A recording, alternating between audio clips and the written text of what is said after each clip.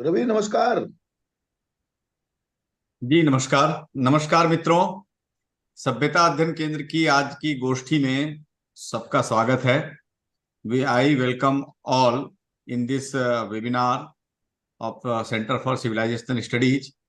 Our colleague, our research fellow, Miss Sonia, will give introduction of the speaker and also give his introduction of the subject, and then our speaker will elaborate the subject.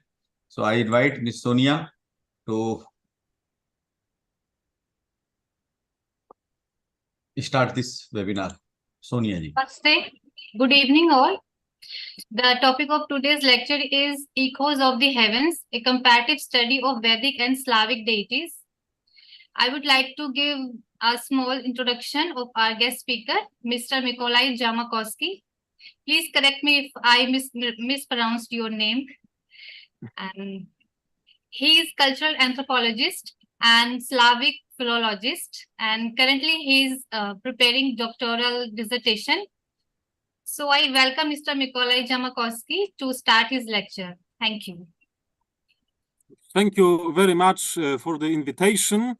And I also want to share with my thanks to Surendra Maturji. I don't know if he is with us today, but from the discussion with him, our comparative research between the traditions of Slavic people, Baltic peoples, and Vedic tradition began.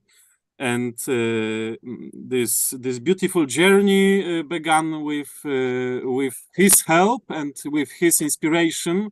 So also this meeting, I want to start from thanks to him. I will share a presentation now. So please give me a moment to do it.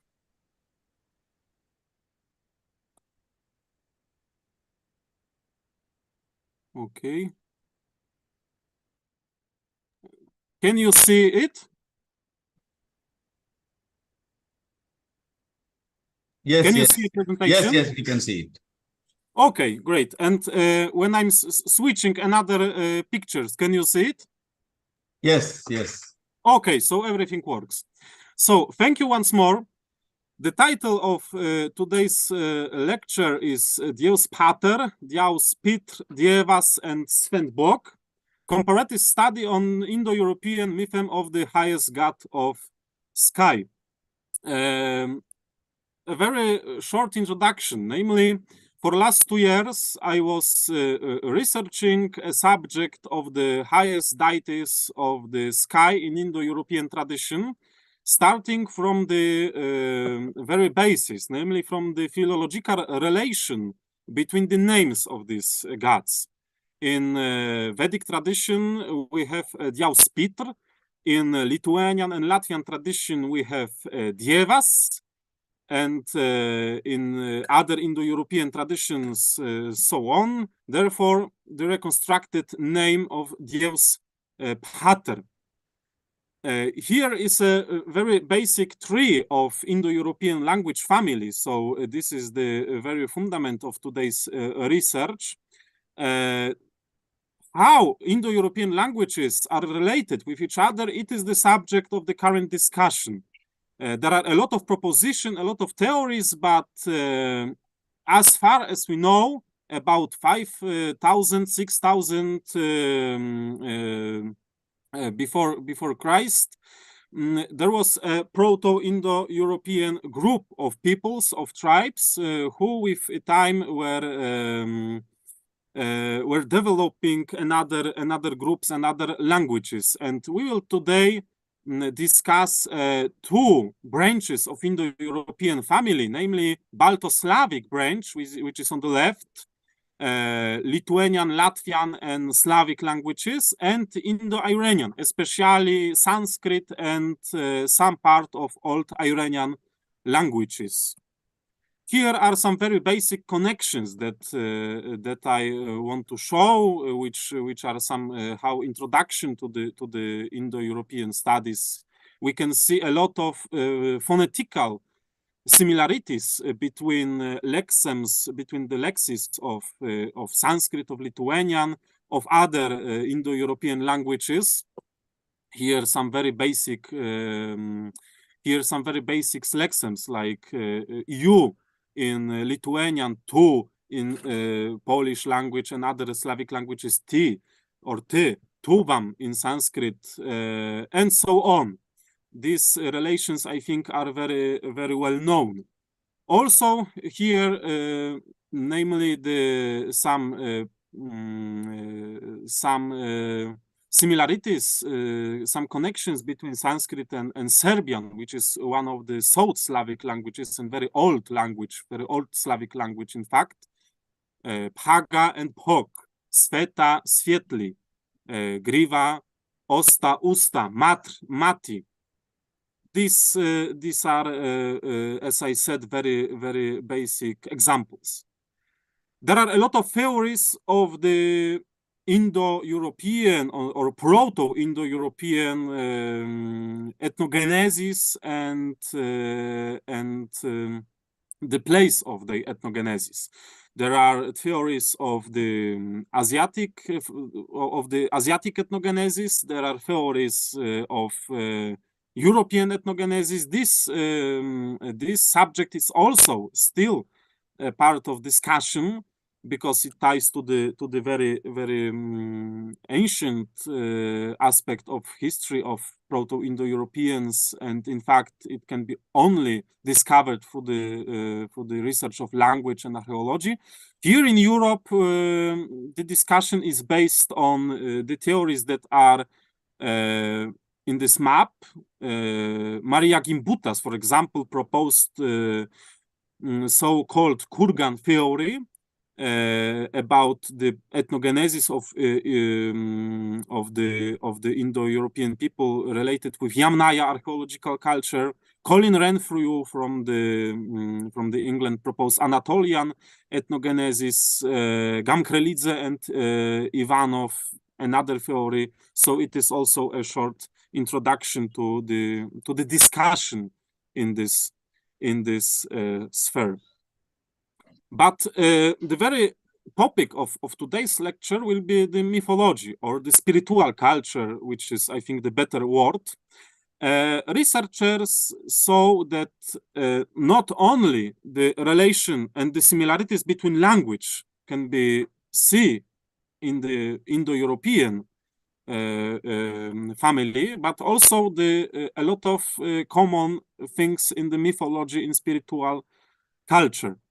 Here is a very, very simple example, the iconography of Brahma on the left and the reconstructed sculpture of Sventovit or Svontovit, the four faces god of West Slavic tribes from the Rugian tribe, namely.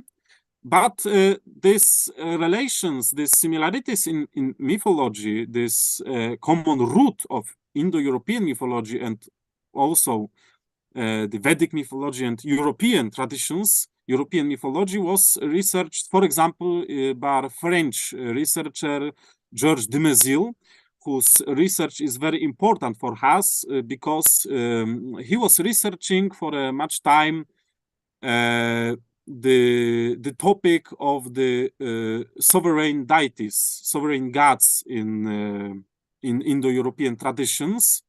For example, in work Mitra Varuna, he wrote about two aspects of the power of the main deities, namely the power of enforcing the law and imposing penalties, which in Vedic tradition was related, and in old Iranian tradition to Varuna, and maintaining order and social connections, which this part of power was related with Mitra. And such dualism of the main gods and rulers of the universe, this dualism he saw not only in Vedic and Iranian tradition, but also in Roman tradition, Greek tradition. Therefore, he put a thesis that there are some basic structures on which all Indo-European mythology are are based. The second theory of Georges Dumézil is the so-called three-party theory, that Indo-European societies and mythologies were based on three basic aspects: king and priest, warrior, and farmer. That in mostly all Indo-European mythologies and traditions we can see a high god who is the king and priest in one, the god who is a warrior, and the god who is a farmer, who is the keeper of fertility. Here are two graphics which illustrate this three-party: the flag from Romove, the Baltic sacred place of cult, and also one iconography from, if I remember correctly, 12th century, with three gods of the Scandinavian pantheon: Odin, Thor, and Freyr. Yes. Also, two very important Russian linguists and researchers, who were, by the way, related with the anti-communism intellectual opposition during the communist era in Russia, Ivanov and Toporov. And in work, it was published in Russian, Исследования в области славянских древностей. It is in English, Research in the Sphere of Slavic Antiques. They proposed a theory of the cosmogonical fighting.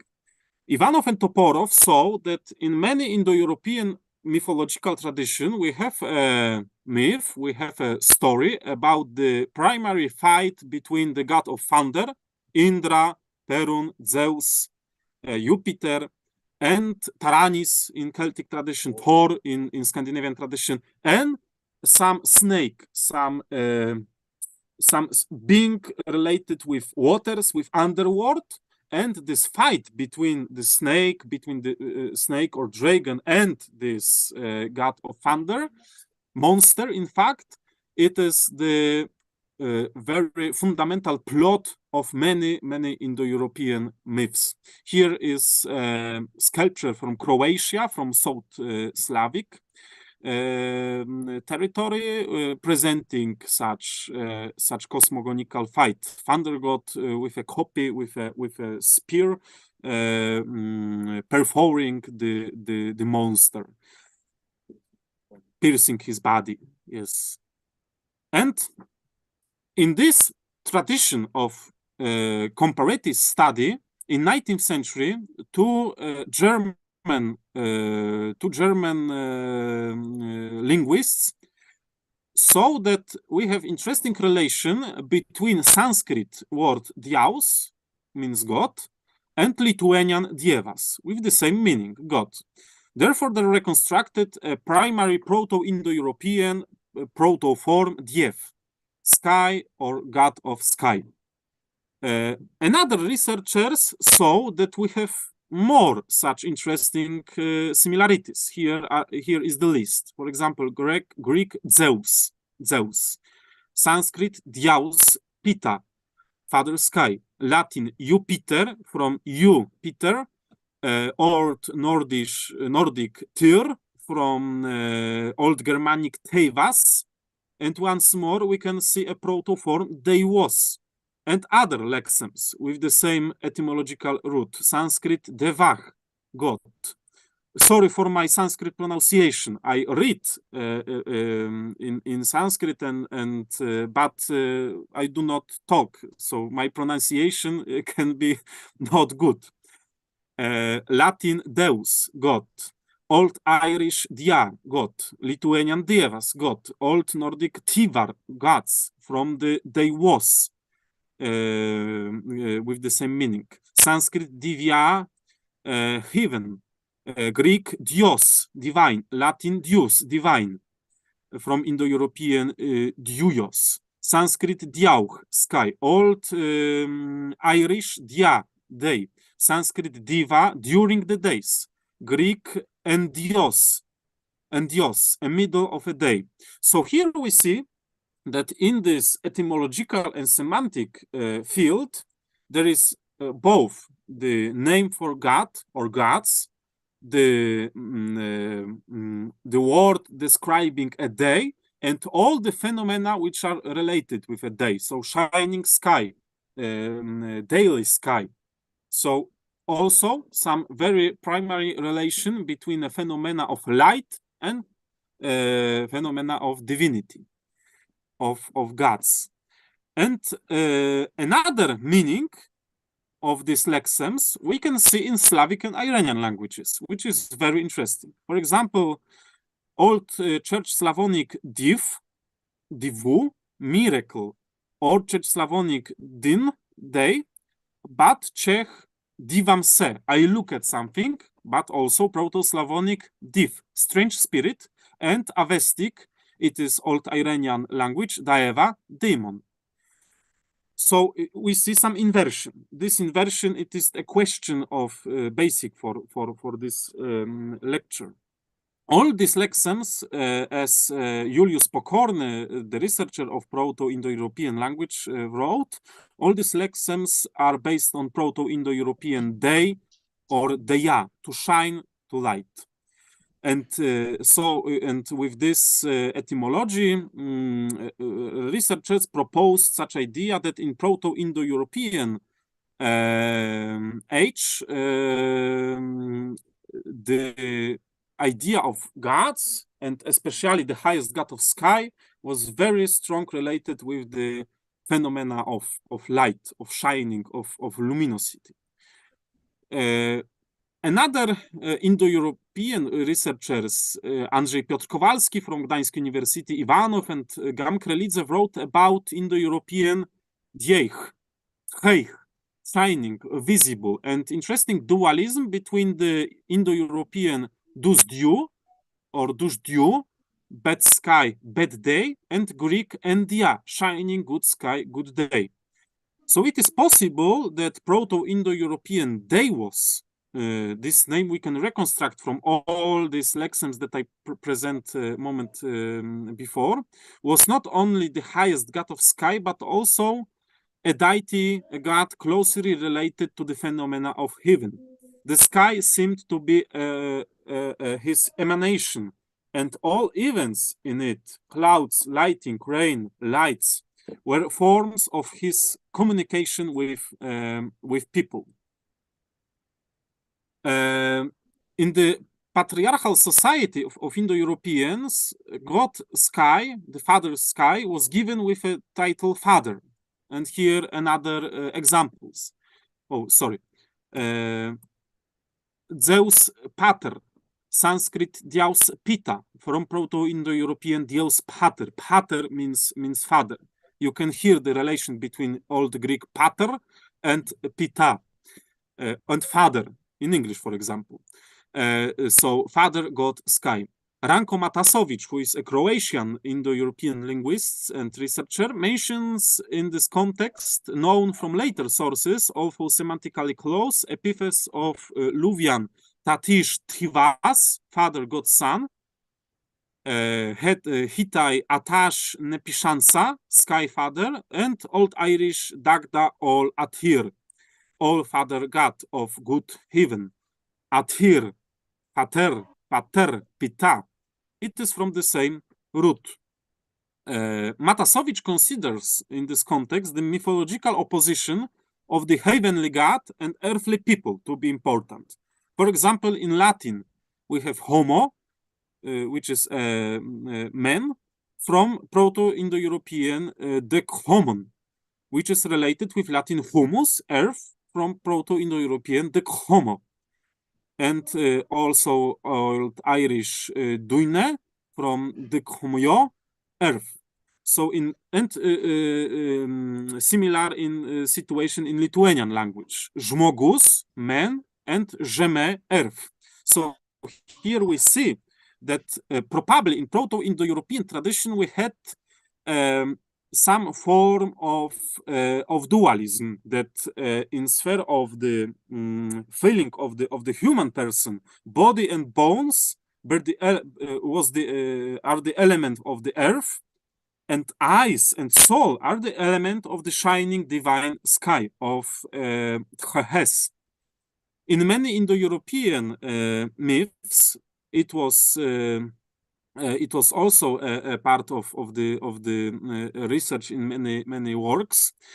The mythical first human, Manhus, was made from a clay of humus, of earth.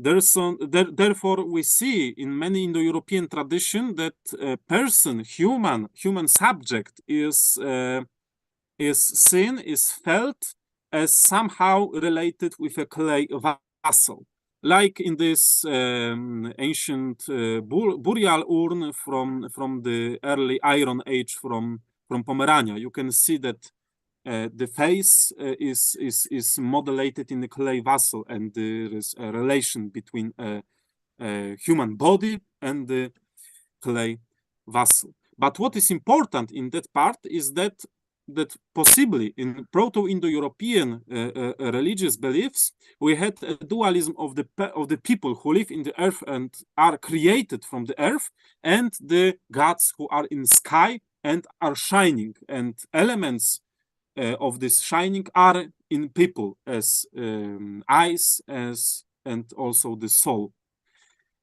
Therefore, the language morphemes like the Hes or Hesos, being of divine inspiration, have produced an interesting group of lexems of significance for the reconstruction of Indo-European sense of the sacred.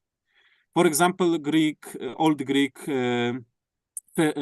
theon, God, Latin fanum, consecrated place, Latin ferie, a religious festival, Sanskrit dhisa, with impetus. This word, as Ranko Matasowicz points out, refers in Sanskrit to the state of divine inspiration accompanying a fulfilled sacrifice.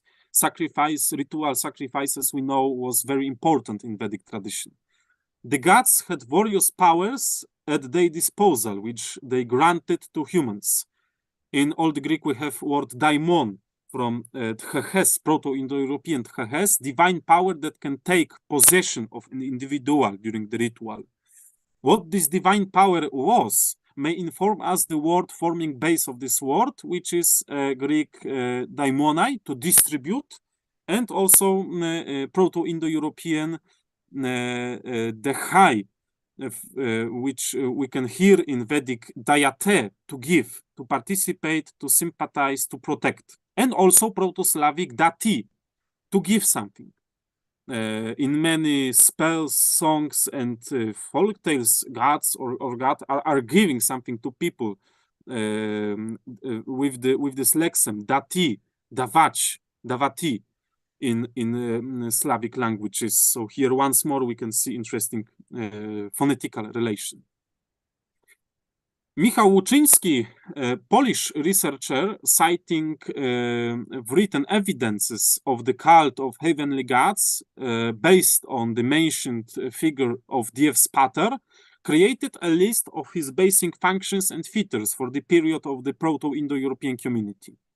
These are fatherhood, as we remember in the such names like Zeus pater, Latin dies pater, Old Nordic utin alda fatr, power over atmospheric phenomena,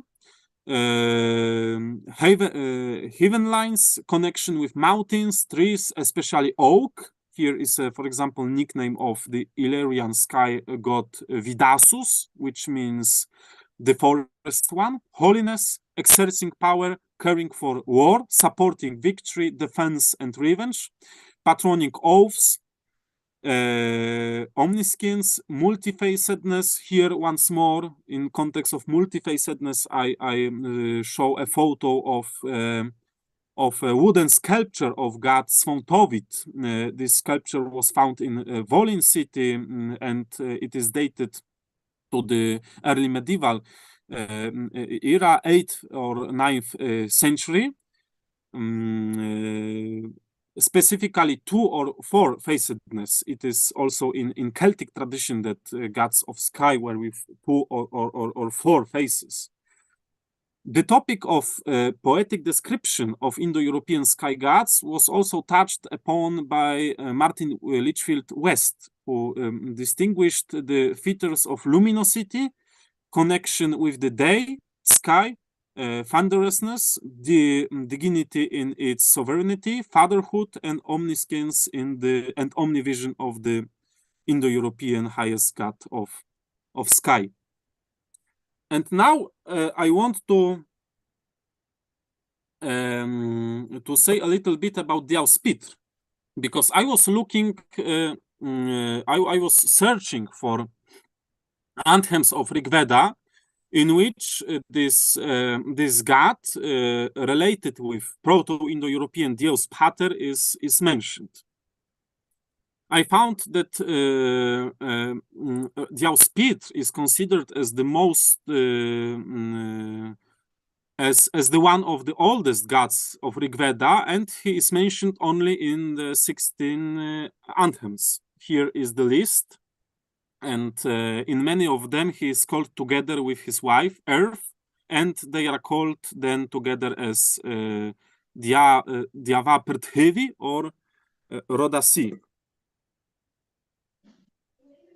In hymn 22nd of the first mandala of Rigveda, the invocation to the gods Ashvin, Stvashtar, Savitar, Agni is followed by a request for a help addressed to Mahi, Dyav, Prithvi, the great ones of heaven and earth, for help in performing the offering rite. The inspired poets accompanying the ritual lick the clarified milk of this great couple with the poetic inspiration. Here is a citat, quotation from Rigveda. In hymn 71 of the same mandala, it is mentioned how the god Great Father Mahepitra placed a spark in his daughter, probably the goddess of the evening light, which is Ushas in the Vedic tradition. In the hymn also of the first mandala, hymn anthem 89, which is an invocation to all the gods, the joy that the wind brings with the invocation is sung. The joy itself is in its essence Mother Earth, Mata Prithvi, Father Heaven, Tat Pita Dyauch, and Soma squeezed between the stones. In the next song of the same mandala, first mandala, song 19, which is also a general invocation of the gods, it is noted, and here once more quotation from Rigveda. Make our poetic inspiration endowed with cause. Make us happy. In this context, it is said that the Heavenly Father, the Auspitr, will be our honey, Mathu. Honey, Mathu, and by the way, Methos or Medu in Proto-Slavonic. Very closely these words are related. From the also first mandala, anthem 112, which begins with an invocation to Dyava Prithvi, heaven, earth. Full of respect, I invoke heaven, earth to be a first in their thoughts. It was also a quotation. From first mandala, still, anthem 159 and 160 are dedicated directly to heaven, earth, Dyava Prithvi, who grow in the strength through the truth, Rta, having wonderful power from which the gods were born. So here, the Auspitr and the Mother Earth are described as the parents for all the gods.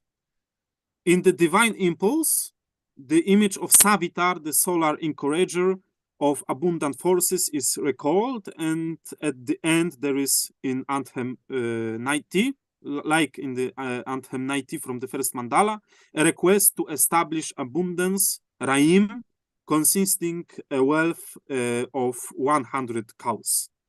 In anthem also from first mandala 160, the image of the infinity of the Mother Earth and Father Sky of a great white space, Uruva Chasa Mahini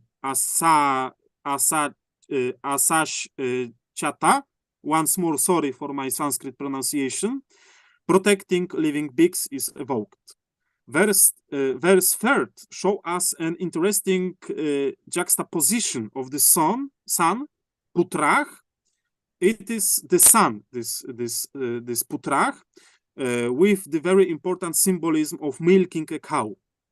Well, just as the sun of the heaven earth, the sun, the god of sun, purifies or blesses existing beings, Huvanani, all the existing beings, Huvanani, with his power. So from the motley cow, which is the earth, a bull having a good semen, it is sky god, is milking milk all the days. It is very important metaphor in the Rig Veda, where the god of sky, Deus Pitr, is the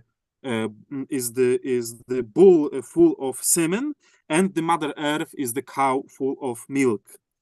And the anthem ends with the statement that through the power of heaven earth, we will extend our domination over the communities of all days. Another anthem related to, among others, with the winter solstice and the cult of the Ashvins shows a deeper connection between the sun and heaven earth. My father, here's quotation. My father, my ancestor is heaven, Diaur. Heaven, Diaur. Here is my navel. My mother, the great earth, is my relative. My womb is in these two open cups. Here, my father placed the child, the son, and the daughter, the Ushas. According to researchers, the subject of this hymn is either the sun, God himself, or the wind and breath as specific essences of being, of universe, whose equivalents are sometimes, for example, grains and seeds.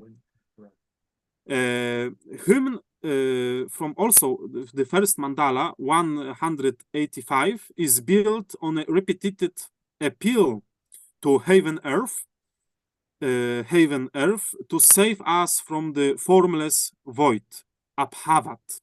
Verse 4 of this anthem emphasizes that we should be devoted to those who never get burnt, always helping with their help two halves, Rodasi, of the world, whose children are the gods. Two halves, the sky and the earth, the father sky and the mother earth. They are extensive and white, kapashis and with white edges, bringing happiness, subhage, and developing all the being as well. Here was also a quotation. In Anthem 54 from the third mandala, heaven and earth are the ones who constitute the Rta of the universe, which was translated by Oxford Sanskritologists as truth. Although the meaning of the word Rta, I think all of us know that Rta in Sanskrit have much deeper meaning. It is not only a true, but some power of the order, of the cosmic order, which is fundamental for the existence. And this power is somehow in this position of gods. Father Sky, this time alone, without the earth goddess, appears in the verse 10 of the first hymn of Mandala 4th. And here quotation: the treasure that all immortals created with the insight view, which Father Sky as the begetter created, they sprinkled, so that is become real. It seems that the treasure here would be Agni himself, Agni, who is very important in the fire offering ritual, or cows symbolizing heavenly lights. However, in itself, both the found treasure and the ignited Agni in the poetics of the Rig Veda are an image evoking the original cosmogonic state, the moment of awakening the existence of the universe by a creator. In the Mandala 6 of the Rig Veda, another anthem addressed to the heaven and earth appears. Extensive poetic descriptions show that the image is as rich in clarified butter, white and vast, rich in milk and honey, establishing material goods, great glory. The anthems ends with a request. May the two halves, Rodasi, beneficent to all, Sanskrit Vishva Shambhuva, all that exists. Huva exists, and Beti in Proto-Slavonic, Beti means to be. Beti Huva. We can hear once more the very close etymological relation. Beneficent to all, together stimulate growth, the reward of victory and prosperity, Raim, for us. A short three-line song is contained in Mandala 7. It invokes the great ones whose children are the gods. Here was a quotation. The hymn is intended to lead the people to the throne of the two ancient parents, from which Rtasya, the cosmic order, emanates. For the great is the protection, Varutham in Sanskrit, of heaven, earth. So here we can make a very basic conclusions of the reconstructed myth and image, religious image of the Deus Pater and Deus Pitre. Three basic points about Deus Pater. We can relate him with a transcendency of the sky, auspicious or inauspicious sky as a manifestation of Deus Pater attitude towards earthly people. We saw that in a reconstruction of Gamkrelidze, Ivanov, and also in works of Andrzej Kowalski dedicated to this subject, we have this dualism between the daily light and the Deus Pater, the God Father Sky, who is przyjazny, who is friendly to the people. In this attitude, he is related with a daily light, with a shining sky, and the Father Sky, who is angry towards the people, is related with a rainy sky, with a black sky. The hidden sacrum is the element of luminosity, light as the phenomenon through which Deus Pater manifests himself. We remember it from the etymological. एक सब hormone होता है जी। हाँ जी बिल्कुल। हाँ। Someone has the microphone on. कितना ppm में ये मैं आपको देख कर बताऊंगा। उससे क्या है सब डोमिनेंसी वो। Oh, okay. Can you hear me? Yes, please continue. Someone Okay. has unmuted his mic. I have just muted him. Okay. So please continue. So, and light as the transfer of divine power, the force that creates plant growth, gives religious poetic inspiration. Here are so two aspects of the religious phenomena, and in the social sphere, I think that Deus Pater was in Neolithic Proto-Indo-European societies the model, the pattern of tribal chief and father. This is because of his name as Pater, the father.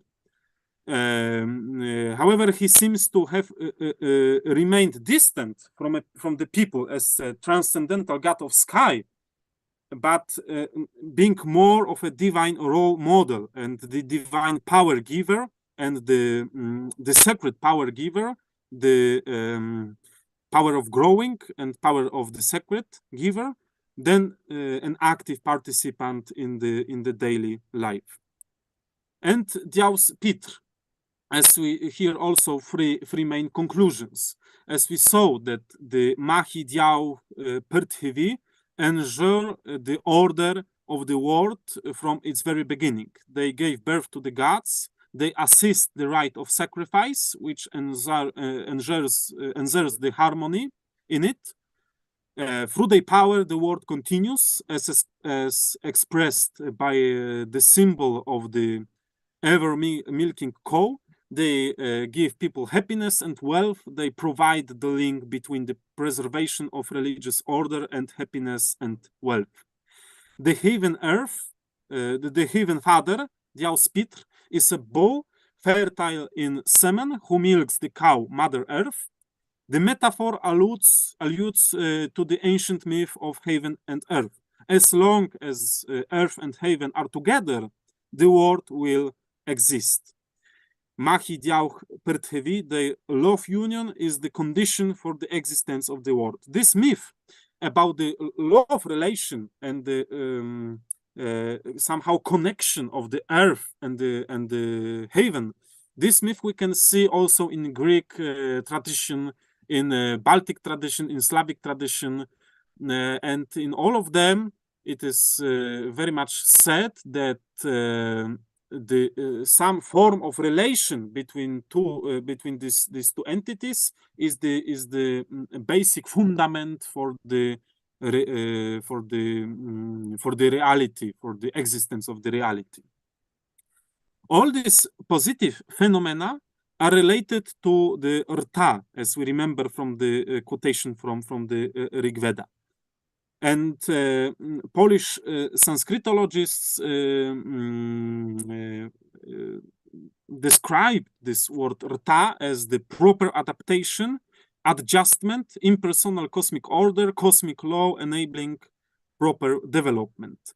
By the way, the word rta is, as Julius Pokorny, the German Indo-European language researcher, as he wrote, this word rta is related with Proto-Slavic rendu or rend, which is in such words like obręd, which means ritual, and porędek, which means order. Rend means to put something in a proper way, proper line, in a proper row. So here once more we see that some part of the Sanskrit lexis is based on the same roots, language roots as the other Indo-European, also the Slavic. Mahi, Diauch, Prithvi are therefore the guardians of this power, this principle, this truth. And here is another question, because we see some relation between reconstructed Proto-Indo-European image of Deus Pater and Deus Pitr in Rig Veda. We see some basic images of the highest god of sky in Vedic tradition and in reconstructed Proto-Indo-European tradition. But here is a question how this mythem, this god was seen by the Baltic and Slavic peoples. Balts and Slavs, also heredating from the Indo-European language family, their ethnogenesis, as researchers used to wrote, lies somewhere in the region colored here. It is a region of so-called archaeological Trzciniecka culture. Here is the datirum of this archaeological culture. Here are some basic examples of findings. We know it from the etymological research of the hydronymy, of the names of rivers, which are very close related with the oldest najstarsza warstwa, oldest layers of the Baltic and Slavic language. The theory says that in the very beginning, Baltic and Slavic people were together as one language and cultural family, related probably with this Trzciniecka archaeological culture, but with a time, probably 2,500 years ago, Baltic people went to the north, to the contemporary region that I'm showing now, by a Baltic Sea, and Slavic people went a little bit to the south, by a Black Sea, very close to the Iranic people, which is what is very, very important. Baltic people remained by a Baltic Sea on this non-colored territory here, but Slavic peoples being for much time by a Black Sea, starting to started to expand about 1,600, 700 years ago with the beginning of early medieval era, and they expanded, as you can see, to the very huge territories of Europe. Here is a language tree of Baltic and Slavic languages. Here we can see this Balto-Slavic basis, on which I will talk like now. On green, we can see the languages which are alive today, and in red color, the languages which extinct. And white color is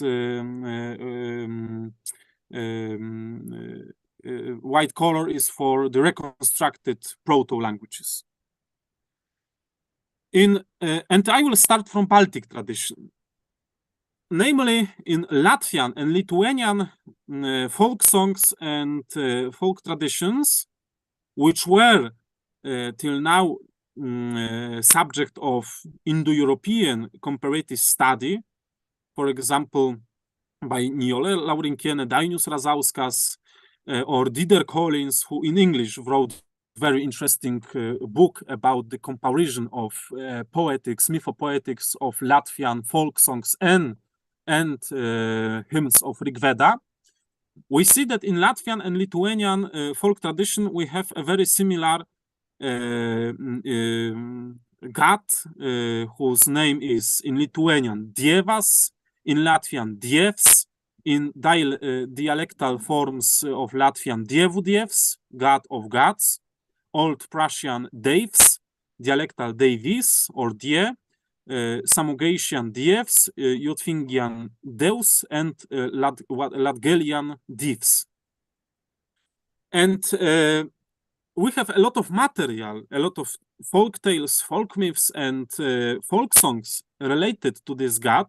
I will talk about some most important of them in context of Vedic Diaus Pitr and Proto-Indo-European Deus Pater. Namely, we can start from a cosmogonical myth about the world creation. In a Lithuanian and Latvian tradition, there are a lot of cosmogonic tales about the world creation, which tells us such story. At the beginning, there was nothing. There was only a great sea. And on this sea, there was a boat in which was a Dievas, a god. And he met Vels or Velnias, the underworld god, and they started to discuss. And finally, they decided to create the earth. Velnias, Vels, this god of underworld, dived to the bottom of the great sea and brought to the Dievs, the 3 grains of the sand. Dievas took these grains and started to sowing it on this great sea.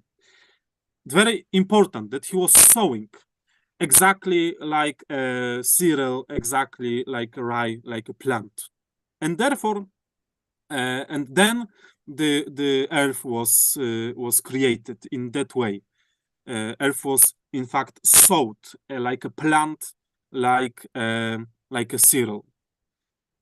And this myth is also known in Slavic tradition. I will tell about it, but we have to remember this very important fact that the reality begins with a very interesting act that God, the highest God of sky, started to sowing the earth like a plant. And therefore, in many folk texts, the earth, the reality, is so like a plant. Not as a milky cow, for example, like in Vedic hymns of Diaus Pitr, but like a plant. Very interesting difference. Dievs is in many folk texts a synonym of the sky, debesis in Latvian language, dangus in Lithuanian language. And here are some parts of folk songs and folk missiles, zagadki. Riddles, yes, riddles, zagadki. Here is my, by the way, friend Andrzej, who is researcher of Baltic tradition. Sometimes when I missed a word in English, he helps me. I do not have many occasions to speak in English. And Latvian, I will speak in Latvian firstly and then the translation. Latvian part of the ritual song. Saule noiet dievu vai dieva. Sun is setting down on sky. Dieva is word both for the god and for the sky. Latvian, kat saule dieva, till the sun on the sky. Latvian, saulite jed dieva, dear sun is going through the sky. Latvian, saulit dievu nojedama, sun when was wandering through the sky. And here are these riddles. Spirks pi diva, sparks, spark in the diva. Diva means sky, but also the god in the same time. And the answer to this riddle is the Zweigsne, star. So, augst tevs, a high father. And also answer can be sky or god, because both sky and god is with this title dievs. Vai dievini debes tevis, and here is a part of the ritual songs. Oh dear God, a father of sky, debes tevis. It is this title, father of sky.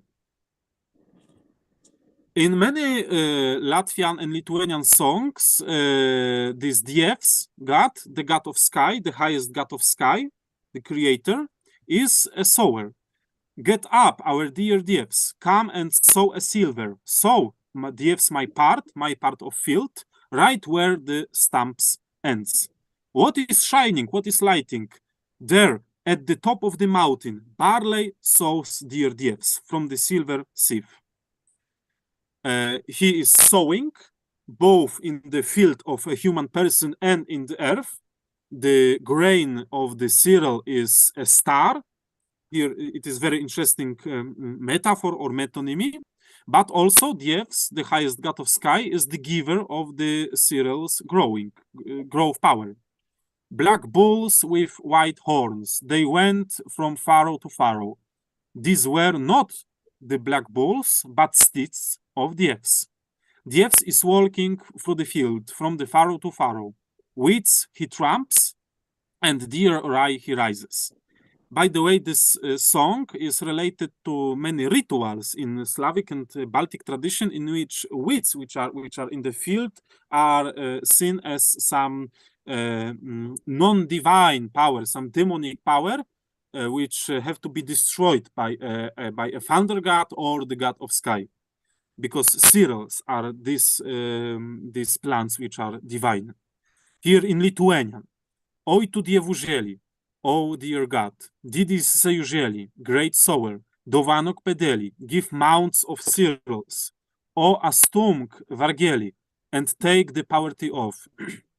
Užaugink javelius, and pustu laukeliu, may our rye grow up on the empty fields. Išbarstyk sekeles and žaliu laukeliu, spread a seeding on the green fields. Paldies Dievu Deviniam, it is in Latvian. Thanks to the God of gods. Dievu Deviniam means God of gods. Nu bridiga vasarina, summer was good. Briest man rudzi, briest man mieži. My rice has sprouted, my barley has sprouted. Briest man jauna ligavinia, and my young bride has swollen. Also, very interesting metaphor. My young bride, my young wife has swollen, so she is pregnant, just like plants are growing in the field. Here is also very important metaphor in folk songs, metaphor that the woman is like a earth and the children is like a plant. But the highest god of sky is also a breeder of sacred cows. By the way, photo is a cow with a wreath. It is among Baltic people and Slavic people very important tradition that in some special rituals during a year, cows are gifted with wreaths, with special ritual bread, and they are treated as somehow divine beings. Paldies Dievu divinam, thanks to the God of gods. Man rocinia labigaya, my hand went good. Pilna kuc govu vershu, barn full of cows and bulls. Pilns staltis cumeliniu, a stable full of foals. And another song, thanks to the God of gods, I'm doing well. Many cows and bulls in my barn, many foals in my stable. Here we can remember these anthems of Rig Veda, in which the auspicitor is giving to people happiness and wealth, or is giving to people 100 cows. I think that we touch here a very common, very basic similarity in this context. But all these aspects of fertility, which is given by a highest god of sky, is the aspect of some spiritual and religious order, which we can see this order in many songs. For example, Dievinsh bija, Diev spalika. Dievinsh, it is also a title of Dievs, but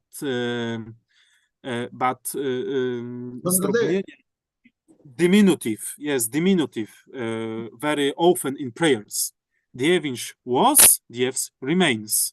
Dievam gudris padominsh. God's advice of Dievs is wise. Dievs kokiem lapas deva. God, Dievs gave leaves to trees. Dievs varpinas tiruma. God, Dievs ears on the field. So the Dievs is somehow the life itself. And another song. Low the sun goes, so that the hand can reaches this sun. By a law of God of gods, Dievu Dievs, sun will not fall down.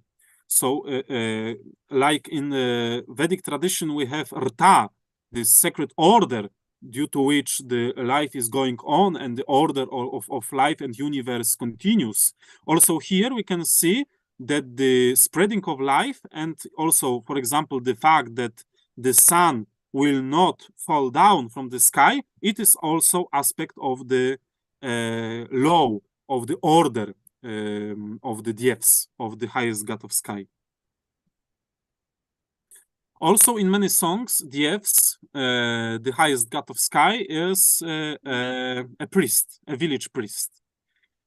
For example, Visa kart vasku sveces, wax candles all around. Vidu klac liepas galts. It is in Latvian. In the middle table, from the linden, Dievinš sveces dedzināja. God has lighted candles, laimit galdu apklājuse, and blessed the table setting. And another song, En apsedzu sav galdiņu, I set the table. Ar baltoj paladziņ, with a white tablecloth. Apsec dieviņ, manu setu. Set dieviņu my household, in my household. Ar sidraba metelit, with your silver cloak. Galdinami cetri sturi, 4 corners of the table. Visi cetri vajadzik, all 4 are needed. Us pirmai saule leca, from the first sun came. Us otrai noritei, by a second sun went down. Us trešai laima sedi, by a third laima sits. Us cetura mila Mara, by the 4th dear Mara. Mara is one of the goddess, Laima and also. What is interesting, here we can see another very important, both in Baltic and in Slavic tradition, metaphor in which table by which family meets and pray and do ritual is like a sky. 4 corners of the table are 4 corners of the sky through which gods are coming, and the god of sky and the highest god of sky and somehow God who is sky himself is the leader of the ritual, the one who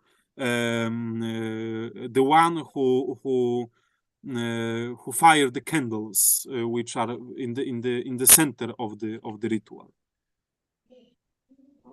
And in many songs we have also some descriptions of the house of the highest god of sky, because he lives in the heaven. Kasta tada di jaseta, how big is a manor? Ais kalnina leina, which is on the top of the mountain. Tai setai trei varti, this manor has 3 gates. Visi trei sudraboti, all 3 are silver. Par vienim Dievs jebrauca, Dievs is coming to the feast. Par otrim milamara, Mara sits by a second. Par treshim Saule brauca, Saule is coming to the third. Div dziel teni kumelini, with 2 golden falls. And one Lithuanian song, Tevel jodvare, in the manner of the dear father. Trei vartelai, 3 gates. Provienus vartus, by the first gate. Sauliute teca, the sun is rising. Procitus vartus, by the second gate. Menuiris legias, the moon is setting.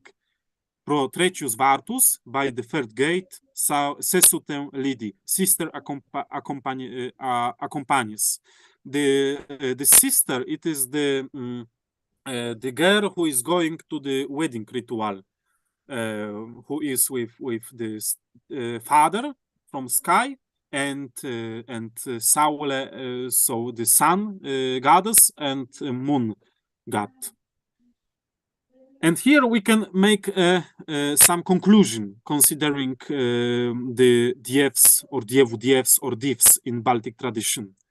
We saw that we have some innovation due to Vedic tradition, because in Vedic tradition, as we remember, Dievs Pitr is someone who is mostly related with the symbolism of sheep herding, of cows, of milky cows. But here in Baltic and Slavic tradition, we have a symbolism of sowing, of agraric ritualism, which we saw in the myth of the creation, in which the earth was created just like the plant which is sowed to the field. There is a metaphor or metonymy between the sky and stars and the field and the cereals. And the highest god of sky is the divine farmer, divine sower, who is sowing the stars, the plants. And also, as we saw, Dievs, the sower, is present in agricultural rituals, literally present. He comes down to the ground, works in the farmer's field, assists him in agrarian works, makes the crops grow and the cows calve. So the Dievs is the giver of life, including power, making life go on.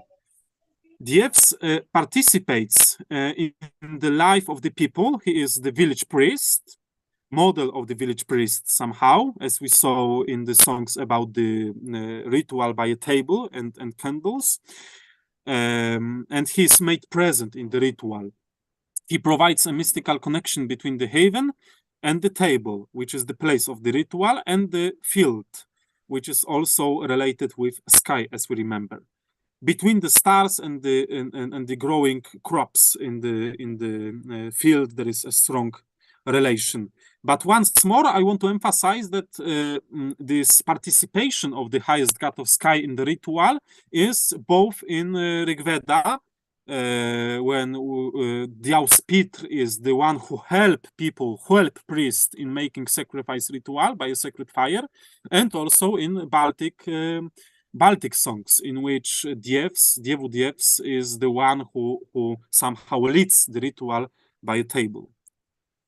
And here we go to the Slavic tradition, and we see that it is not so simple, because as we remember, we have Dievs Pater in Proto-Indo-European, Dievs Pitr in Vedic tradition, Dievs or Dievas in Baltic tradition, but in Slavic languages, the name for this god in such form do not exist. We have such words like Proto-Slavic div, spirits and giants, or known from folk tales beings called wild people, divi muži, diveženi, who lives in other world, in wild places like mountains or forests and do not participate in human culture. We have such lexems like divi, wild, savage. We have Proto-Slavic divitism, to shine or to look on. Or we have word divn, strange being on which we look at. But in this lexems, we do not have any description of the highest god of sky. Here I once more put a Proto-Indo-European root, Deus, good, God, divine being, from Dei, Deia, Di, shine brightly. This Proto-Indo-European root from which we have Deus Peter, Deus Pater, Devas, and so on. So, where is this name? Where is this God of the sky? Answer is coming from the Iranian languages, because as we see here, these lexems which are coming from this Proto-Indo-European root, Deus, Dei, Deia, Di, Dia, are not description of the divine, but description of some spirits, of some giants, of some demons. So there is some religious inversion, some trace of religious reform. And the same inversion of the names of the titles of the divine beings we have in Iranian languages, where the such titles like Daeva or Daewa means demon, wild spirit, giant. So the we can see we can see that we have some inversion here. But where is the name for the highest god of sky? In Slavic languages, we do not have such common in Indo-European traditions name for god, like Deva, Zeus, Deus, or Tivas. In other Indo-European languages, we have in that place such names like Buk, Bok, Boch, and many others. They are coming from Proto-Slavic Bok, from early Proto-Slavic Bagu, and Baudzi in the plural form, gods. Where is the etymology? As I mentioned a moment ago, this inversion in which the older name for God coming from the Dievas, Deus, this inversion in which this older title was changed into the description of some wild spirit is both in Slavic and Iranian tradition. And therefore, here we can see a list of Iranian titles, titles oznaczających titles describing the gods and the divine. Avestian Baga, Lord God, from Avestian Bakshaiti, one who participate. Avestian Baga, fate, participation, gift. Old Persian Baga, Lord God. And the oldest known from the early and late Iranian period meanings are distributor and a term of action and result, to divide, to distribute, to allot, to share something, some power, some mystical power. The old Iranian root, bag, is based on the idea of receiving and giving parts, giving gifts, and also some quotation from old Iranian texts. Avestian bago bashta, given as a portion, part, distributed by the gods. And Avestian bag tashit, made by the gods. In the Middle Iranian sacred books, Pahlavi and Pazant, term bag or bok is common for the as a title of God. Baktrish I bago shao Kaneshki, Lord King Kaneshka. Pahlavik Imbai, this Lord. Bartik, Ishmach Bagan, Your Majesty. So here we see that there is some common line of the development between Old Iranian and Ancient Slavic. Both development of this idea of participation, of giving, of sharing, of distributing, which is based on the lexis presented here, and also the similarity in the inversion. In this inversion, the older name for God, Dievas, Dievs, is changed into the description of some demon, of some spirit, wild spirit. Why? Here is coming the answer. On the red, we see some part of Indo-European peoples, but that what I want to emphasize is the fact that in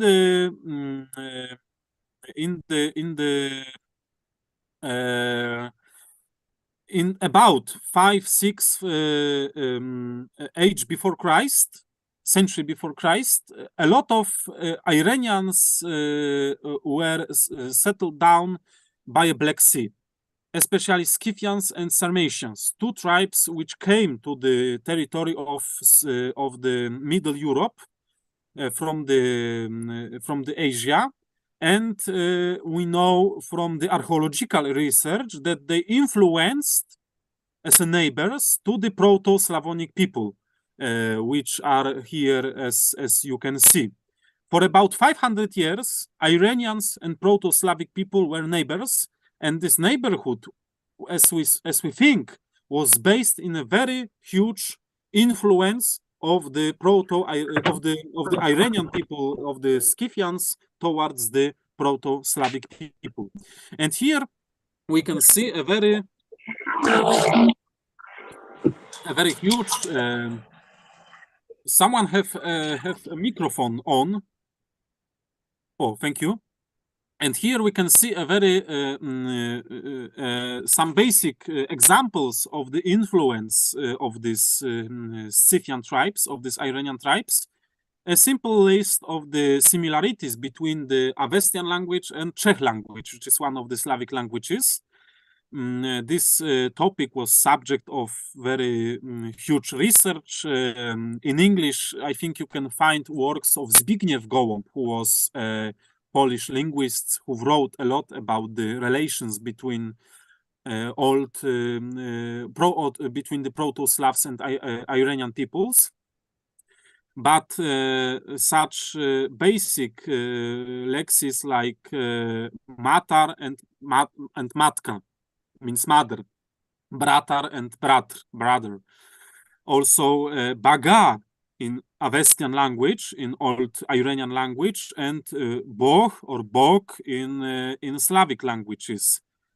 Datar, a giver, and dati, Dutch, in Slavic languages. Also names of some gods, like deity Baga and Dashbog, Datiobog, so the Old Slavic name for god of sky.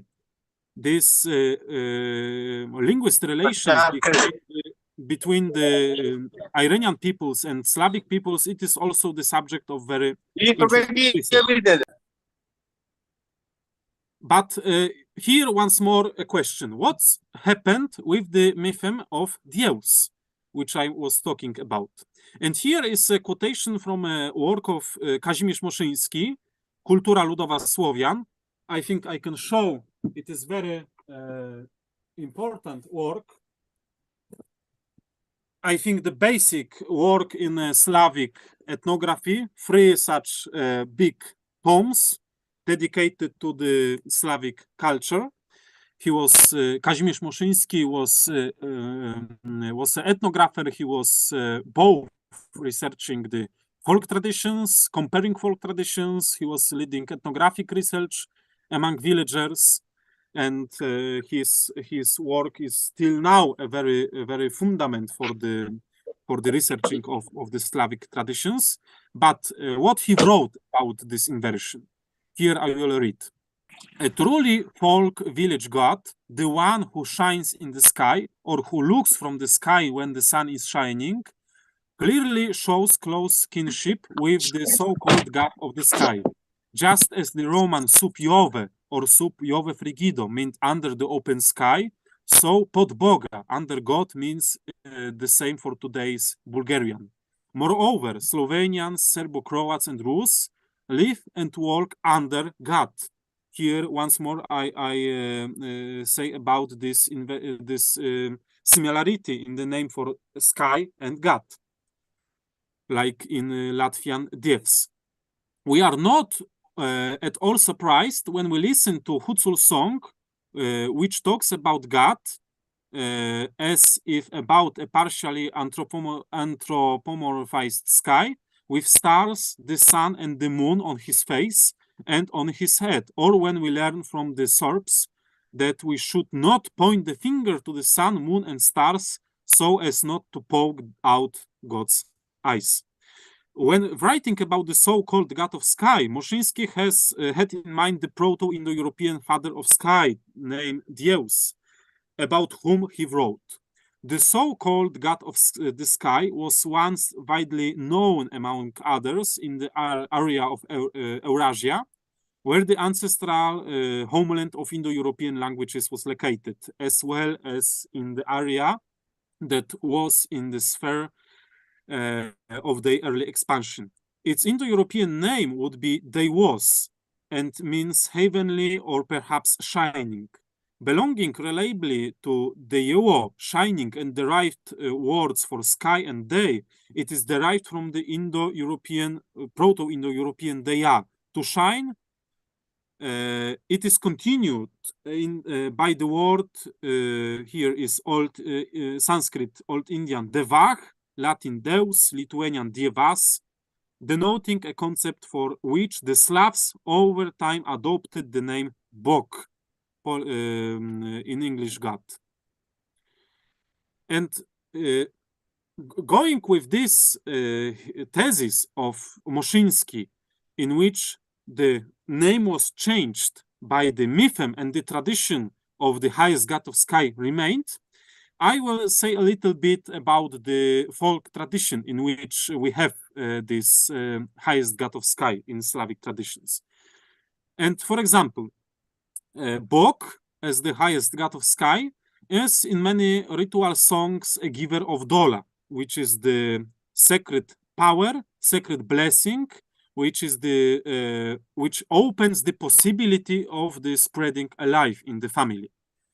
During the wedding ritual, bride and groom stay together like on this photo by a green gate, and in the song, girl is going to the highest god of sky, to the Bog, and receiving blessing from him. Pośrataj Boże gości nasze, blessed our guests, God. Tatusio wyszedł i pośratał. Father has come and blessed. Łado, łado. Łado, it is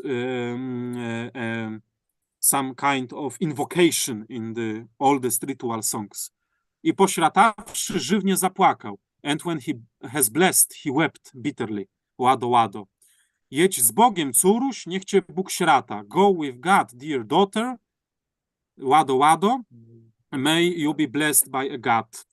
Niech cię Bóg śrata, dobrą dolę da. May God bless you, good power give you. Łado, łado. And śrata, śratać, pośrataj. It means to bless. But here is also one more interesting relation with Sanskrit Shravas, fame, glory, renown, wealth. The highest god of sky is, sorry, once, oh, we are here. The highest god of sky is also in many winter songs as the one who gives fertility to the cows. Come out, our host. God is spreading in your yard. It means Bóg się szerzy, Bóg się szerzy. Your mares have mated. 300 foals have mated, and these foals have white legs, golden manes. What will these foals do? They will plow the black fields. Come out, host. God is spreading in your yard. The pigs have born for you. 300 hogs they have born. And these hogs got white legs, golden snots. Here is a very interesting ritual form. Bóg się szerzy, God is spreading.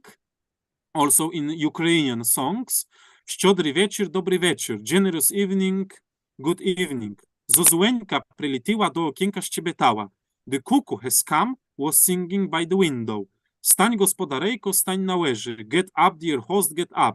Маєш на оборі трою радость. You have three joys in the barn. Божою милость. A God's love. Корови ті сі потетіли. These cows have given birth for you. Всі волойки породили. The oxens were born. Те волойки яснорогі, and these oxens lie horns. And this phrase, Bóg się szerzy, God is spreading, reconstructed in Proto-Slavonic language as Bogu šíron se,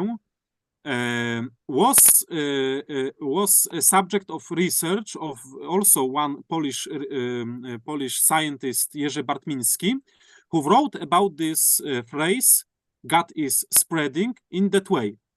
Archaic, going back to the era of Slavic paganism and its well-known Iranian connections, is the conception of God, Bog, in the opening segment of this of the song.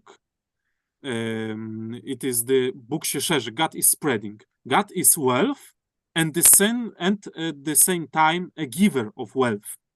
Ultimately, he is the one who gives himself.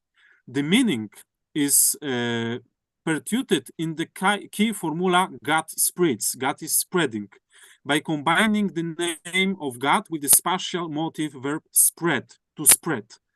Wealth is understood agrarian in the spirit of agrarian culture and is associated with the fertility of cattle and the plowing of the land.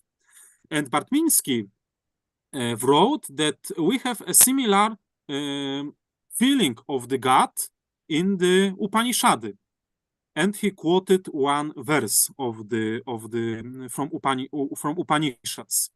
When in the knower Atman became one with all creatures, where is the bleedness, where is the care to him who sees unity?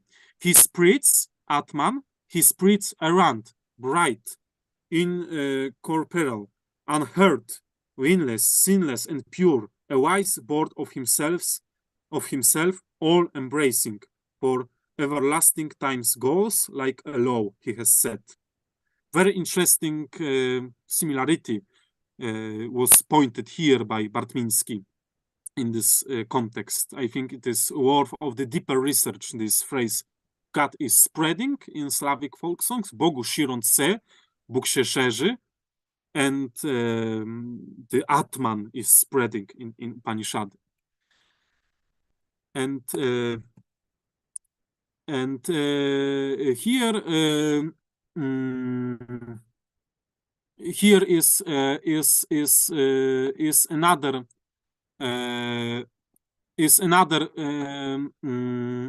is another aspect in which the God is coming as a guest to the host, and he participates in ritual.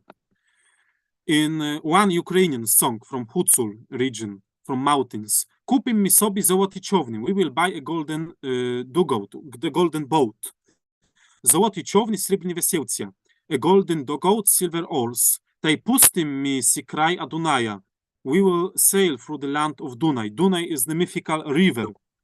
Krajem Dunajem na Sinie Morje, through the land of Dunaj to the Blue-White Sea. Blue-White Sea, Sinie Morje, it is cosmogonical place in which human can meet the gods, can feel the divine. It is very important figure in the spells and songs. As Sinie Morje w Złotej Bramie, on Blue-White Sea in the Golden Gate, Koludevati, mirs veselati. We will sing and bring happiness and peace. Mirs veselati, tai vinčuvati. We will bring peace, we will wish it. It is from the ritual. Here is a photos. Here are photos of kolędowanie, in which these peoples, dressed in a special way, are bringing the god, the highest god of sky, the Bog, to the houses of the people. This ritual used to take place during the winter solstice. So these metaphors of the blue-white sea, of the Dunai sacred river, of the golden gate, of the meeting the god, they are closely related to the ritual in which singers are bringing this mythical space directly to the houses of the people. And in these songs we have also such anthems. Za moją stałą sam Bóg siedzi. It is in Belarus language. By my table God himself sits. Pierwszy kubek dla samego Boha, a first cup for the God, a drugi kubek dla żony Jaho, and second cup for his wife. The highest god of sky, Bog is coming with his wife and drink with people from the cups. They drink green wine in folk songs, the sacred alcohol. Here once more these photos from this ritual of bringing the Bog, bringing the god, spreading the god. And another aspect. We remember from the Latvian and Lithuanian songs that the highest god of sky, Dievs, in Latvian and Lithuanian traditions, lives in the sky, in the manor, in the house in the sky. Similarly in Slavic tradition, but what is interesting, the highest god of sky, the Bog, is related to the falcon. He is like a falcon. He sits on the top of the tree in the sky, and as high he sits, he sees so far as this falcon. As it is in Polish, here is the song. A stoi tam sosna pośród boru mego, and there stands a pine tree in the middle of my forest. Pochwalon bądź, a nasz miły Panie, pochwalon bądź na niebie. Here is a Christian influence in this form, pochwalon bądź, hailed be, our dear Lord, hailed be in the sky. A po same poły są jareńkie pszczoły. By the very middle bees are. U samego wierzchu stoi złoty stolec. By a very top a golden stool is. A na złotym stolcu siedzi 3 sokolców. And on the golden stool sits 3 falcons. And another song in Belarus. U lisku w lisku na żółtym pisku. In the forest on the golden sand. Oj daj Boże, oh God give. Rosty drewcy tonkie wysokie. The tree is growing thin and high. Tonkie wysokie, wierchom szerokie. Thin and high on the top white. A w tym drewcy sam hospod sidit. Hospod is influenced by Christianity, name for the Bog, from the God of sky. And on this tree, Lord God himself sits. Oj sidit daleko vidit. Sits and far sees. Oj vidit, ja w czyste pole. Oj, I will go in the clean field. Ja w czyste pole, the płużok ore. In the clean field when the plow is plowing. Plow which is plowing, golden plow which is plowing on the field. It is also one of the symbols of the highest god of sky in Slavic songs. As I said, we see the symbolism of highest god of sky, of Bog, in the growing of the cereals. Here also another songs and some commentary on the etymology. Dajże Ty Boże, ja w tym dym zdrowia. Give dear God, dear Bog, health in this house. In this house for these householders, for these cows, this horned, give dear God at home satiated in the manner prosperously. And another song, it is from Belarus. From the new year, give birth, God, Bog, to the rye, to the wheat, to the peas and lentils. Give you, God, marry our sons, our daughters, marry, make a beer. What is interesting? God, Bog, is giving fertility power to growing the cereals. And as we remember, the name of the highest god of sky is the Bog, Bogu, in Slavic language, borrowed from the Iranian.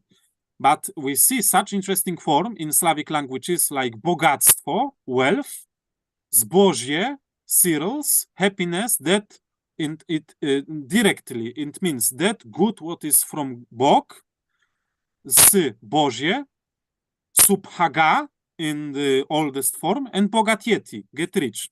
And here we see that in the Sanskrit we have a very similar forms made from this same Indo-European roots. Sanskrit bhaga, wealth, success, happiness. Sanskrit bhagas, endowment, lord, divine name.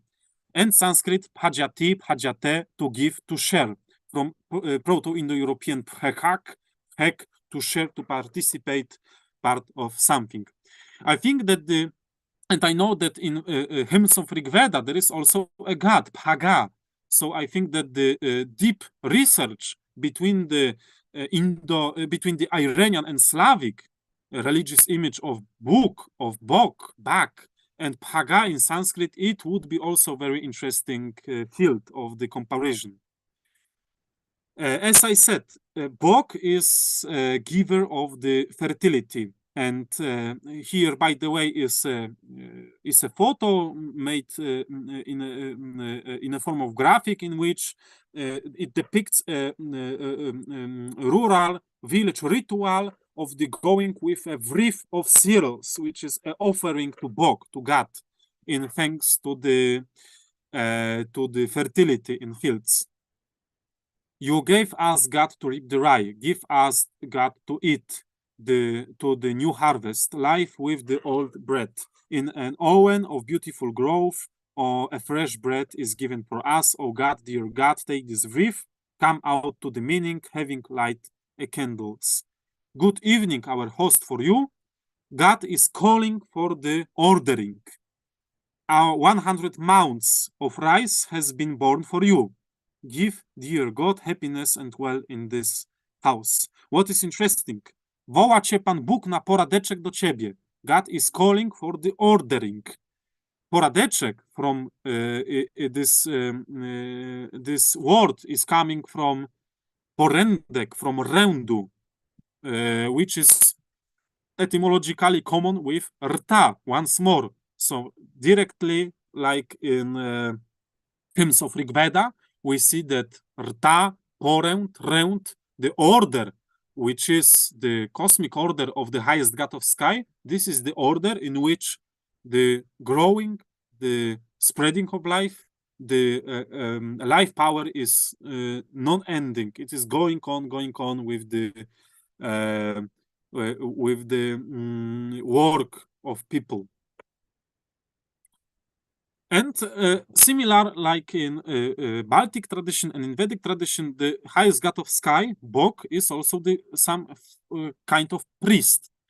In many songs of the Kupala night, the summer solstice ritual, the ritual in which the fire is burned for the sun during the summer solstice, Bog, God, is coming as a priest and lighting a sacred fire. For example, Sjahodnia u nas kupała, to. Sam Bog ahoń raskał, to. It is a ritual incantation in the very old Slavic songs. Today we have a kupala. God himself lit the fire. Also in one Polish song. Rozpalił nam Pan Bóg tarninowy łogań. To. God has lit a slow fire for us. Do tego łogieńka wszyscy święci zbiegli. And to this fire all the saints have come. Here we see a Christian influence in this song because Bog is lighting a fire and saints, namely Christian saints, are coming to this fire. But for the folklore of Europe, it is very common that old images, deeply rooted in Indo-European mythologies and traditions, are influenced by Christian religiosity also. And Bog, the highest god of sky, is also one who participates in the ritual of preparing a sacred bread in the wedding ritual, so-called korowai, which is on the picture here. a herb in the garden, and in this house God Bog is walking. A wedding begins, bakers of the Korovai have come. And at the ending, also we see that in many songs, Bog, the highest god of sky, is a priest for the ancestors cult. Before the lecture with Mr. Ravi Shankar, we were discussing the cult of ancestors. Here is a photo made by one Polish painter. I do not now remember who was he, but here is a photo on which we can see how looked the ritual of Dziedy, of calling the ancestors, in which family was together by a table, and they were calling the souls of ancestors to fit together, and they were praying to the ancestors.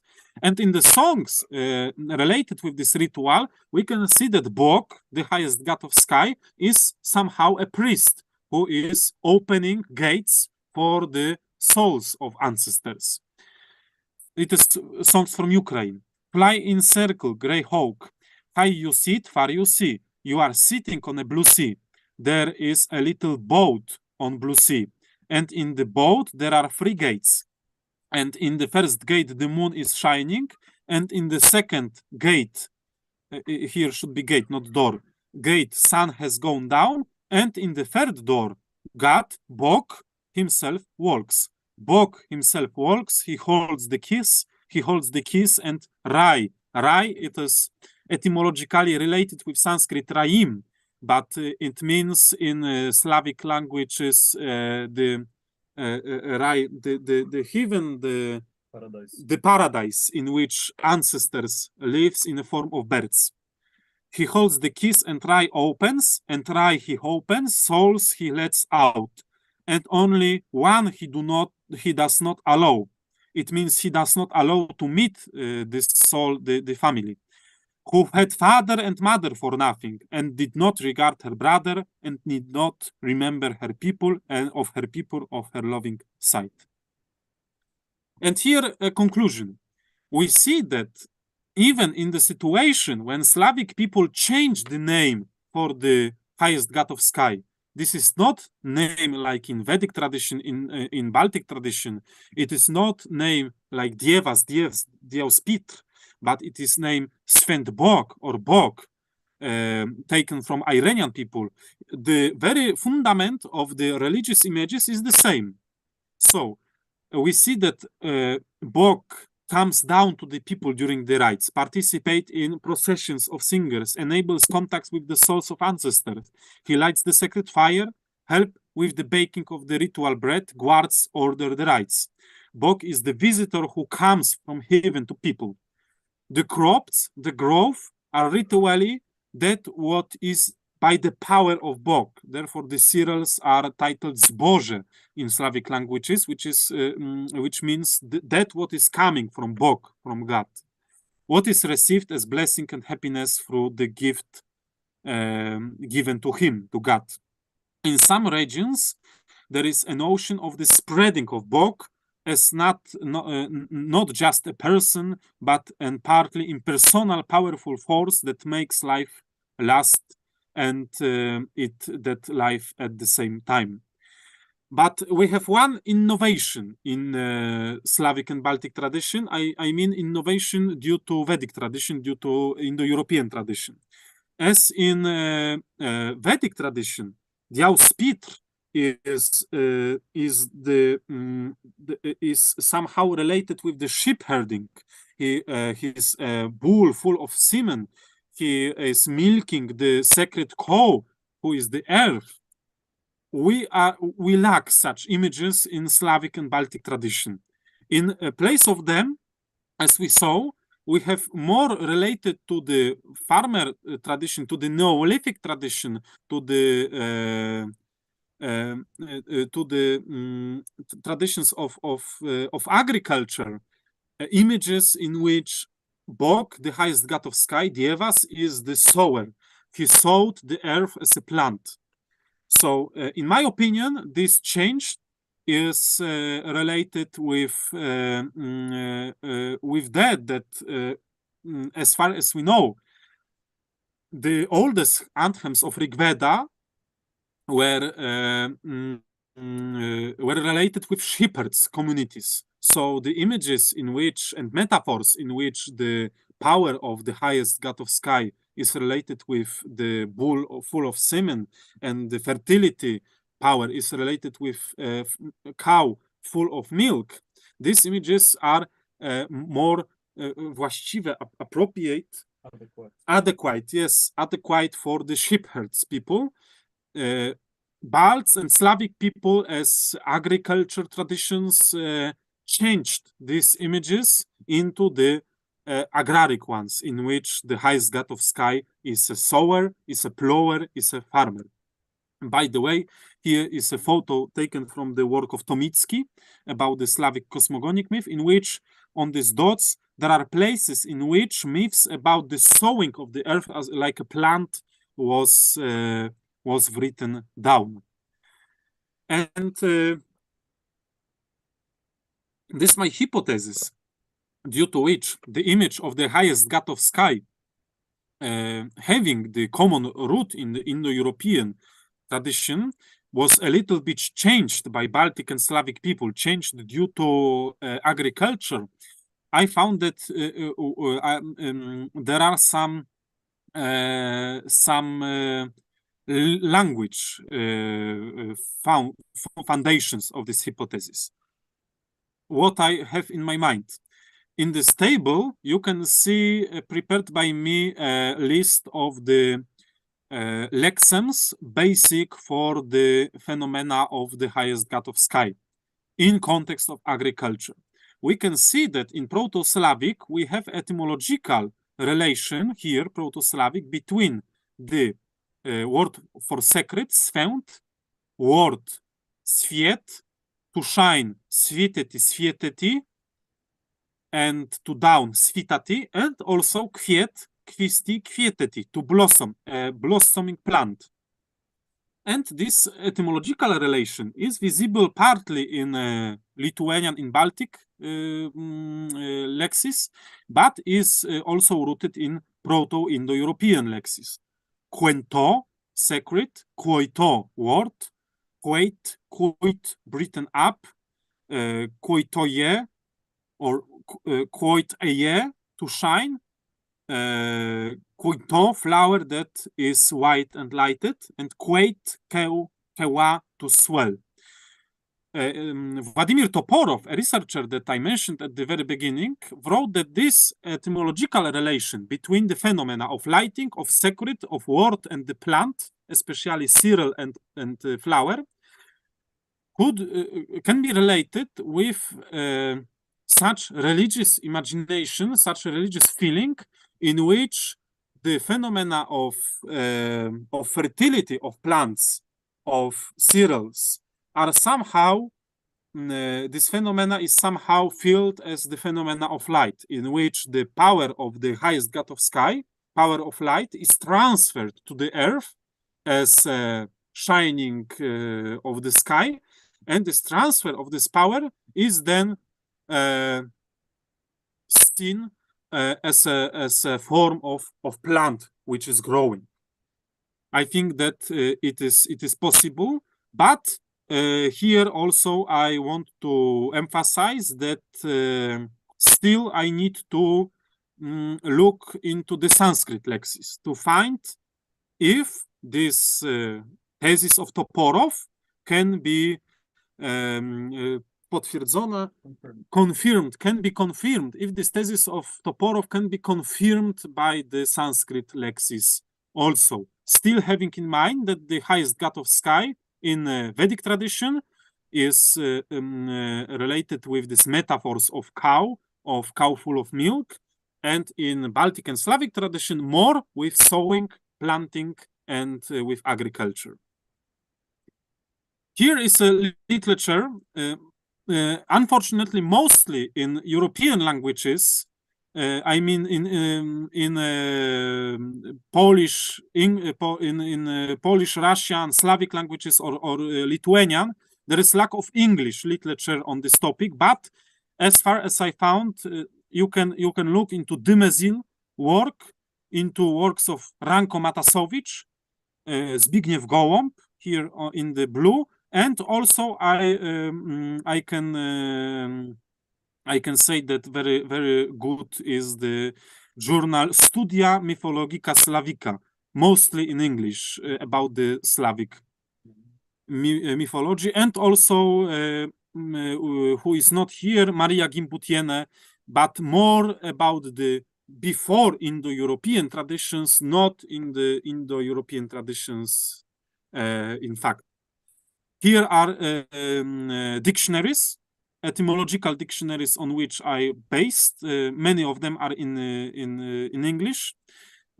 Most of Indo-Iranian and Indo-European dictionaries that I used are in German, but there are some part of English translations. And one more thing, that Latvian folk songs I took from the online archive of Latvian folklore. Here I want to thank you very much for being here. I want to say sorry for sometimes my English, which is not so good that I want to. I do not have many occasions to speak in English. Therefore, here my friend and also researcher Andrzej sometimes helped me when I missed some word. Thank you very much for invitation. Once more, I want to thank to Surendra Mathurji for our cooperation, which gave me a basis of researching in sphere of Vedic tradition. Thank you, Mr. Ravi Shankar, for invitation and organizing of this meeting. If you want to correspondent with me, I here put my email and also my Academia Edu. One more thing, a little about this Iranian and Slavic language relations and mythological relations. I wrote about it in my one article, which is in English, The Semantic Etymology of Proto-Slavic Lexems of Sacredness and the Continuation in Polish Folk Rituals. So some another aspects of this things you can find here. Thank you once more, and I think we can open a discussion. Thank you very much, Mikola ji. Major Surendra Mathur ji is also with us, and I invite him. Please, Mathur ji. And I also want to introduce Dr. D.B. Sharma, Dharamveer Sharma. He is former director of ASI, Archaeological Survey of India. He is also with us. So, Mathur ji, any comments on this very insightful lecture from your side? Very, very interesting. Mikola, thank you very much. You have put in a lot of efforts, and we have been in contact for many, many years, and we had been talking regularly. This was an excellent lecture, but one has to go from our side. We have to go into the depth to understand it. It takes a lot of time. I was lucky enough to be in contact with Mikola and the Polish gurus, and since we had interaction almost every week, so I feel that the Slavics are very, very close to the Sanatan Dharma. Now, for example, the goddess Moksha, there was a ceremony in Slavic countries on Friday, and in India today is Lakshmi Puja. Yes. Which the Lithuanians call her Laime. So Laime and Moksha are almost similar. Today is Lakshmi Puja in India. Similarly, there are so many common words and so many common gods and goddesses. We have to go into the depth of this. And what I understood is that the entire Slavic culture is nothing but Vishnu Puran. Each and every festival is matching. The holy festival is matching. Moksha goddess is Mother Earth. We say we go to Moksha Dham. Somebody died, goes to Moksha. That means going back to Mother Earth. So there are so many words which are common, which is to be understood. And I'm very happy this wonderful lecture given by Mikola, and we invite him and his group to participate for the ICCS conference, and we'll meet more often. Thank you very much. Thank you, Mathurji. Thank you very much. And if there is any question, I think if any comment anyone want to make, Dr. Dharamveer Sharma ji. Yes, Ravi, I would speak a few lines about this lecture. It's a very, very interesting lecture, and archaeologically or historically, it proves that how the Rigvedic culture emigrated, not immigration, but emigrated, perversion, through Iran to this Jambudweep, entire Jambudweep. It is reflected in language, in traditions and customs, and so far as the agriculture is concerned, because when we talk about the sky father or the Nabh father, it helps to give the birth to the Mother Earth. So this fertility, prosperity, and this prosperity and fertility is worshipped in both the culture. So it's a very common cultural reflections. Today he has elaborated very nicely the linkage and the relationship. For example, the BAMC culture, generally it is mentioned about the Aryan invasion theory, but that is absolutely a wrong thing. And with this culture, it has proved that the Indian archaeological investigations, so far it has been taken into Bogazkoi or in the remaining part of the Asia or some other portions where the sites has been excavated in Asia and other areas. It is evidently clear from the antiquities and other associated material that India was the mother of entire Vedic Sanatan traditions, and it spread slowly in the entire Jambudvipa, and the traces are still alive in a modified way, whether it is the reflection of the god and goddesses, or the traditions of the agriculture, or the antiquities of pottery making, or the dresses, festivals, whatever the Lalit Kalas are there, it is reflected everywhere. So it's a very informative and knowledgeable work carried out today, and I thank the speaker and our colleagues here that we should now advance the subject further. From the stage, the historians and the scholars have left it at this stage, so we will advance it further by research and investigations. Thank you very much. Thank you, Dr. D.V. Sharma ji, for your very valuable comment. And I don't go into the matter that who went where, that is, Aryans came to India or Aryans went to Europe. But it is quite obvious from this lecture that we all have many similar values, many similar concepts, many similar words, many similar gods, and everything. So we much contact, we much study each other's traditions, and we must go into the dialogues. There must be the series of dialogues between all the traditions. So I'm thanking Mr. Mikola. He has taken time for this lecture and given such a insightful lecture on this our platform, Center for Civilizational Studies, which is meant for creating dialogue between the civilizations, different civilizations of the world, to create harmony and peace. So thank you, Mikola. I'm hoping, I'm expecting you to give another lecture on that the relationship between the Halloween and the Shraddha Paksh.